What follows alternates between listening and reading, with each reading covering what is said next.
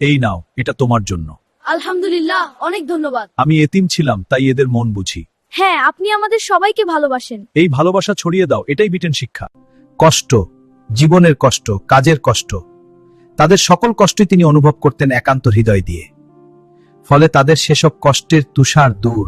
রাসূল সাহ সকল সময় থাকতেন ব্যাকুল। তাদের প্রতি ছিল তার বিশাল হৃদয়, আকাশের মতো, তার চেয়েও বিশাল।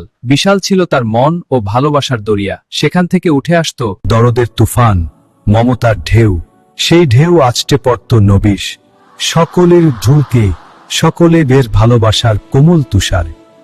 কিন্তু এতিম, গরিব, দুস্থ এবং অনেক গুণে বেশি, যার কোনো তুলনাই হয় না, সেই ভালোবাসার নজির তো রয়ে গেছে রাসূলের জীবনেই। তার জীবন ইতিহাস যেমন শিক্ষণীয় তেমনি পালনীয়। ঈদ মানেই তো খুশি আর খুশি। আনন্দের ঢল।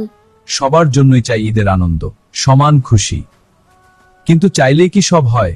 কিছু ব্যতিক্রম তো থেকেই যায়। বাচ্চা, কাঁদছো কেন এমন? কি হয়েছে? কেঁদো না, আমি এসেছি। বলো তোমার কি হয়েছে? আমার আব্বা আম্মা নেই, কেউ আমাকে আদর করে না, কেউ আমাকে ভালোবাসে না। আমি কোথায় যাব? এতিম নবী রাহমাতুল্লিল আলামিন